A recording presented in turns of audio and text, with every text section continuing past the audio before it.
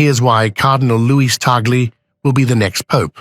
Among the many names circulating as potential successors to Pope Francis, Cardinal Luis Antonio Tagle stands out as a rare transformative figure.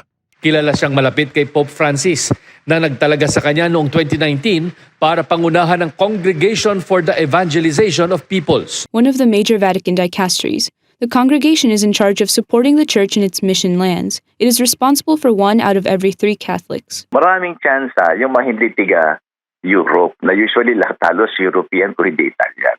Kaya sikat na nagtagle, may chance, pero hindi pa ako magpe-predict. Ating gawin ay magdasal tayo na sana ang mapiling Papa yung karapat-dapat sa panahon ngayon.